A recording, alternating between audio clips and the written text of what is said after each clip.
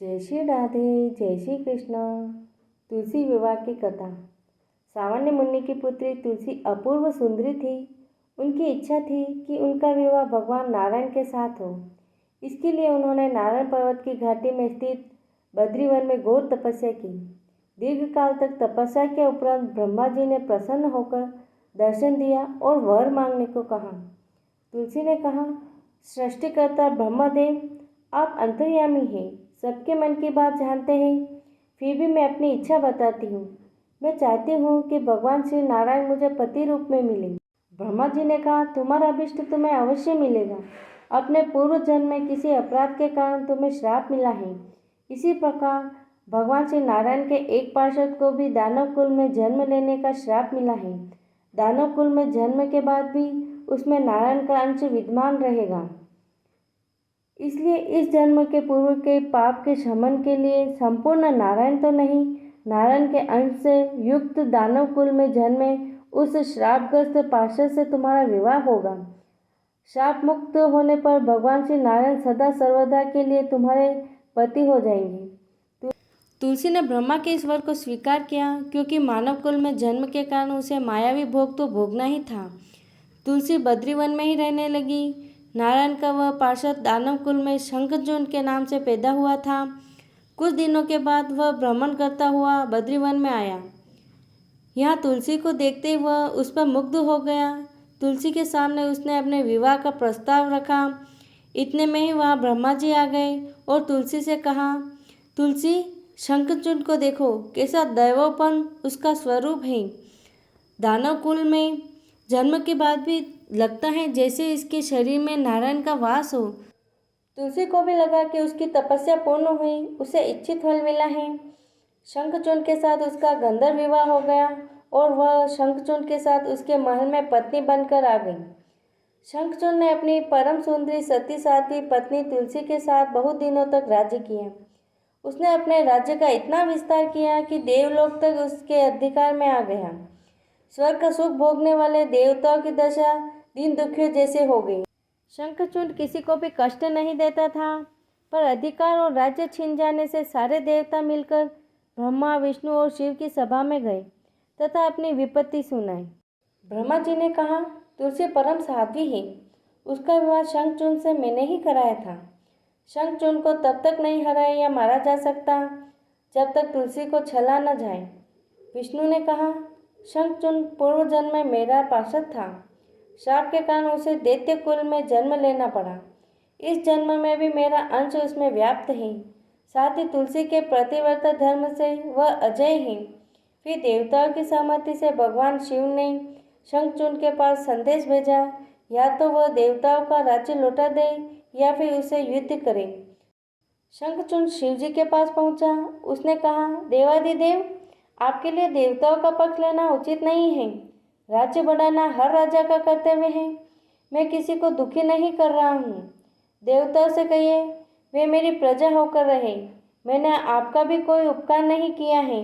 हमारा आपका युद्ध शोभा नहीं देता।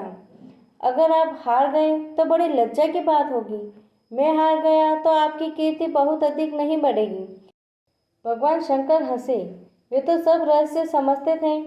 तुलसी और शंखचूर्ण के पूर्व जन्म के श्राप की अवधि लगभग पूरी हो चुकी थी। बोले, इसमें कीर्ति और लज्जा की बात नहीं।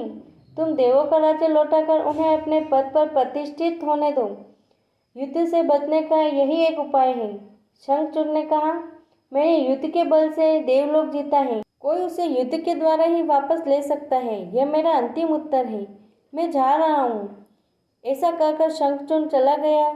उसने अपनी पत्नी तुलसी को सारी बात बताई और कहा, कर्म भोग सब काल सूत्र में बंधा है।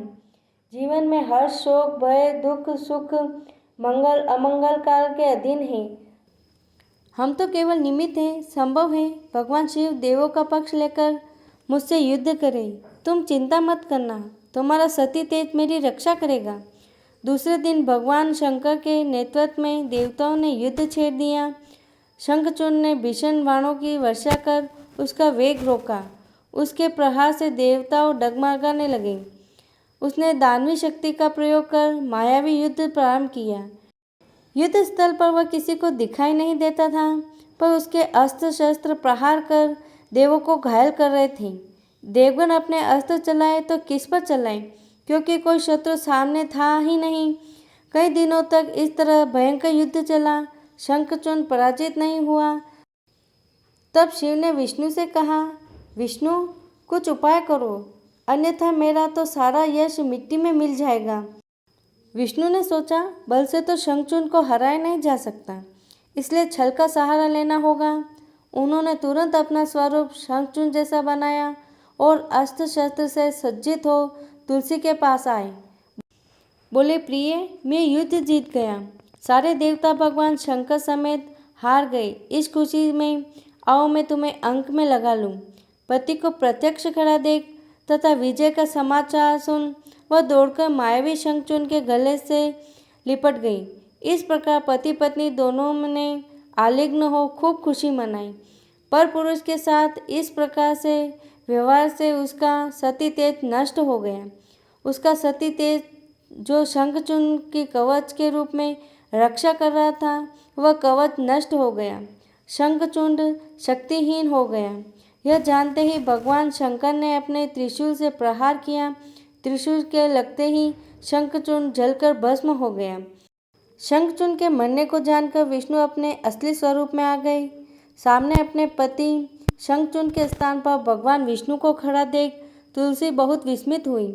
उसको पता लग गया कि स्वयं नारायण ने उसके साथ छल किया है। क्रोध में आकर उसने श्राप दिया, एक सती स्त्री का सतीत्व भंग करने के अपराध में तुम हृदयहीन पत्थर हो जाओ। विष्णु ने तुलसी के श्राप को शिरोधार्य कर कहा, देवी, तुम्हारे तथा शंखचूड के कल्याण के लिए मुझे ऐसा करना पड़ा। तुम दोनों को श्राप मुक्त करना था। तुम भी अब शरीर त्याग कर तुलसी बिरवा के रूप में जन्म लोगी और मेरी पूजा तुलसी दल से होगी। मैं शालिग्राम पत्थर बनूंगा। मेरे शीश पर तुम आदर से विराजमान होगी। तुम्हारे पति हड्डियों के चूर्ण से शंख की उत्पत्ति होगी। उस शंख ध्वनि से देवताओं तथा मेरी पूजा आराधना होगी।